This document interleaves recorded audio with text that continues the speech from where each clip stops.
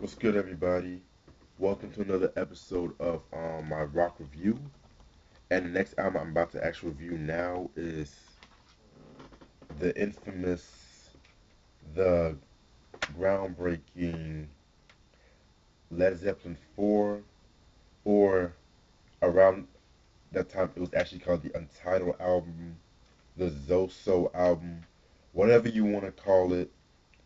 This is Led Zeppelin 4. Yes, this album, one of the best. Of course, everyone knows this album, one of the best selling albums of all time. And actually, yeah, this is the their best selling album. This I believe this is actually it. Wait, is it their best selling album? Yeah, this is their best selling album. Yeah, at first I thought it was Physical Graffiti, but nah. Okay, so singles albums known for are Black Dog, Misty Mountain Hop. Wait, yeah, Misty Mountain Hop, Rock and Roll. I think Four Sticks was a single. And damn it, I hate this shit sometimes. And although it was not a single, Stairway to Heaven basically was the biggest song off this album. Because radio played the hell out of that song. Even to this day, they play the hell out of that song. Alright, now, Led Zeppelin 3. Where do okay, Led Zeppelin 4. Where do I begin talking about what going on between that album and this album?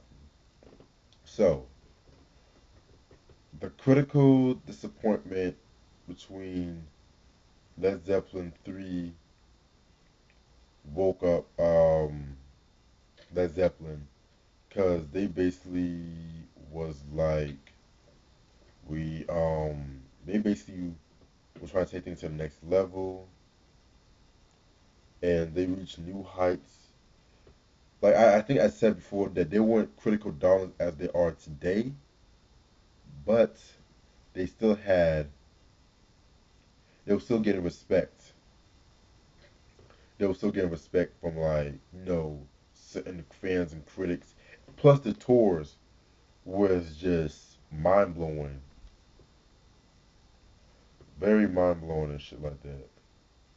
And also, so that's why um they had this Untitled album because they didn't want to put their name on the album. But if you see right here, if you can see that that's when it says it's also because each member had like a symbol of some sorts, and each symbol was supposed to represent them. So let me see right here. If you can see where my finger is, that's Jimmy Page's symbol. Then the next one, John Paul Jones. Then the three circles, John Bonham.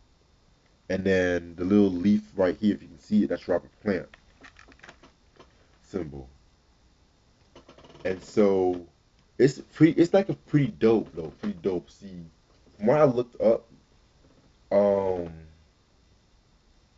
John Paul jo- John Paul Jones symbol represents confidence in himself, in oneself. While John Bonham's is supposed to represent like um the mother, father, and child, and also it's supposed to represent this beer symbol. While Robert Plant's symbol is basically, well, of course, like the little leaf kind of represents his last name, a plant, but it's like a sign that's about something called the movie Civilization, and I'm not too sure. Jimmy Page said his symbol. A lot of people will kind of question what Jimmy Page's symbol was because not many people know the full background story about his symbol. Although some have said that it's supposed to represent Saturn, but I'm getting way deep into it. So they were working on this album, and it came out like this album came out. Remember, I saw this album in Walmart years ago. I had to get it. I mean, this like with this album art has like this like 19th century kind of paintinish thing, and then you have the songs right here, and then right here you have, of course, the lyrics to "Stairway to Heaven." Like they knew this song was special. So, all right. Now, a lot of people have said that this is their best album. It is. I don't disagree with people saying this is the best album because arguably I feel like this is like possibly my second favorite album from them. Second or third favorite album. It depends on the time of day. But let me just get started with the review. All right, let me just pull up something right quick. Give me one quick second. All right, there we go. Track number one, Black Dog. I mean, this is a very, very classic Led Zeppelin song. I mean, once you hear um, Robert Plant saying, "Hey, Mama said the way you move," so on. Like you automatically know what song it is. Like, try listening to this song with some headphones, like some good quality headphones. You will be chilling. Like you would love the sound quality with that. The reason why they call it Black Dog is because of the fact that this black lab Labrador Retriever we used to wander around when they were working on the album. So once they were working on this song, they didn't have a song that's called Black Dog. So yeah, it's like a nice return to form after like the very acoustic influenced Led Zeppelin 3, nice blues rock return. And I love how da da da da da da da da da da da da da da da da da da, and all of a sudden it stops and you hear Robert Plant screaming and stuff like that. Like I got a woman can't stand still, flaming hard can't get my fill, like shit like that. I mean, I was like, get the fuck out of here. That has got to be one of my favorite Led Zeppelin songs. Period. It's a classic sex song, but it's a very dope, very dope sex song. It doesn't even feel like a sex song at times, but you have to really like listen to the lyrics. That's basically all I have to say. Track number two, Rock and Roll. Rock and Roll. That has a guest appearance by the Rolling Stones pianist Ian Stewart. And believe it or not, I believe this album this album was very, I think, it was notable because it had two guest appearances, which I will get into the other guest appearance later on in this album. Now, Rock and Roll, okay, very fast-paced rocker, nice song right there, like the da da da da da da da da da da da da da da da da da da. I mean, it does kind of have like a rock and roll feel to it when it comes to like the other song, very rock and roll feel. And according to what I looked up about this album, he wrote this song in response to the backlash they got from Led Zeppelin 3 when, because Rob played, he wanted to prove that they can still rock out. They can still rock out.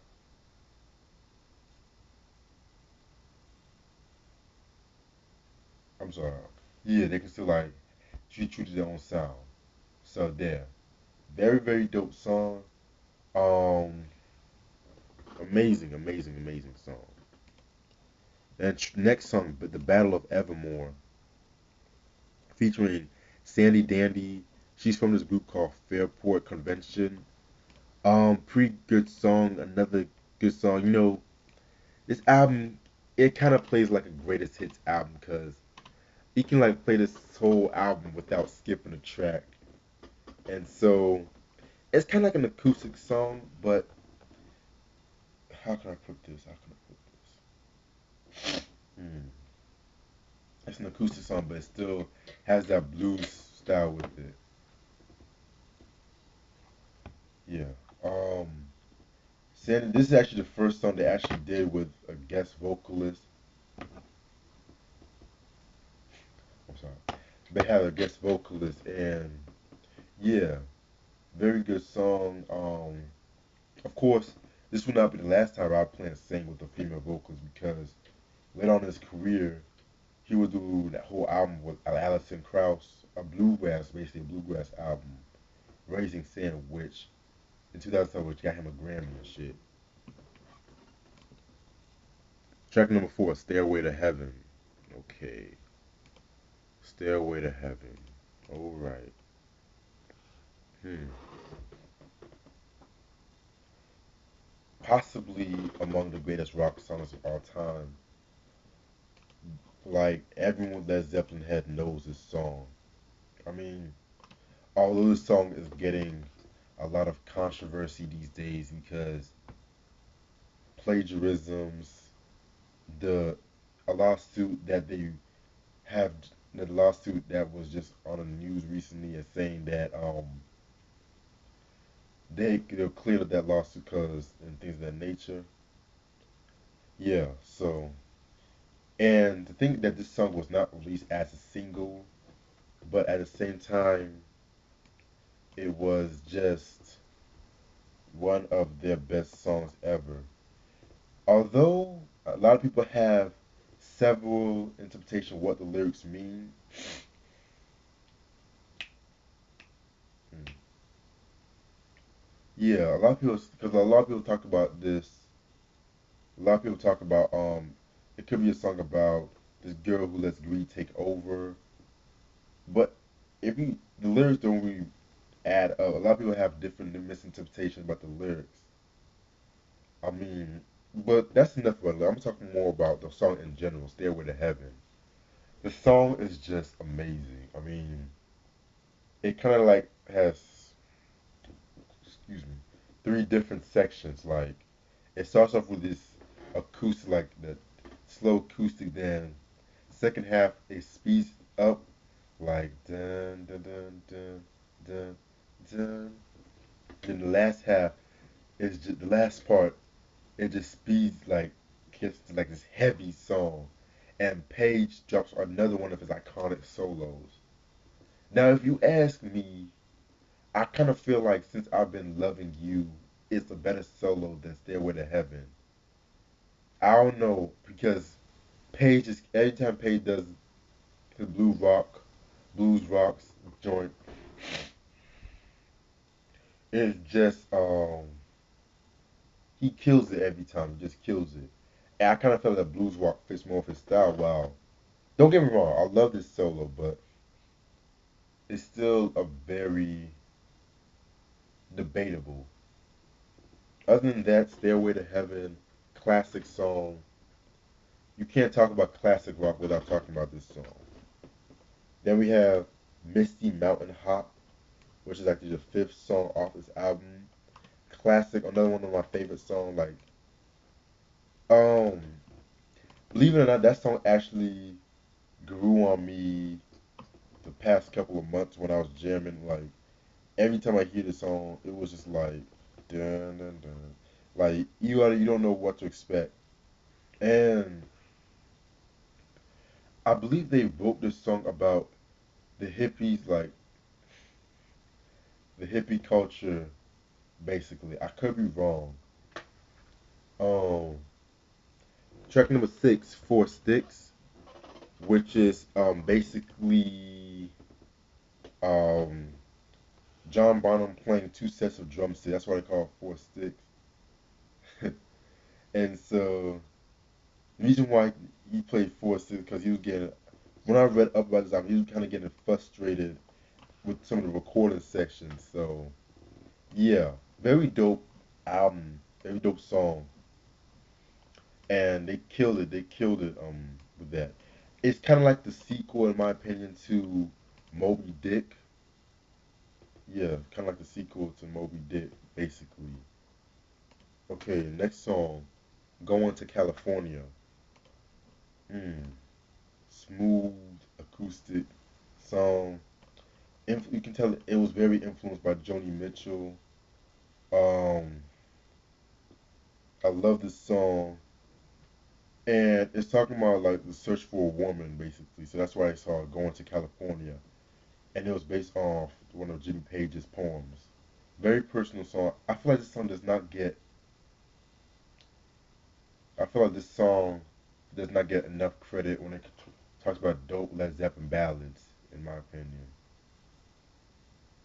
So, um, very good song. Love this song. And the last song off this album, When the Levee Breaks, like that drum break. I'm gonna start with okay, that drum break by John Bonham, classic drum break. Everyone has sampled that drum break from Dr. Dre to the Beastie Boys. You know, it was actually a blues song from the 1920s by this husband-wife duo, Kansas Joe McCoy and Memphis Minnie. And so Led Zeppelin, they added their own twist to it. Very, very dope song. Love this song. Nice way to end off the album. Um, and that's all that songs of this album. 8 songs, classic 8 track. Possibly a very like. This is the album that really made Led Zeppelin to superstars. I mean, this album has everything: acoustic track, blues tracks, hard rock, very amazing songs. You cannot talk about your favorite Led Zeppelin albums, or we cannot when you can't mention this album and you say, I mean, you can't be a Led Zeppelin fan and you have not heard this album. But one of the best albums, period. If you don't own this album, I don't know what to tell you. Classic shit right here. One of the best. And this songwriting really stepped up with this album. So yeah, Led Zeppelin 4, 1971. And this your boy. Stay tuned for more stuff. Peace.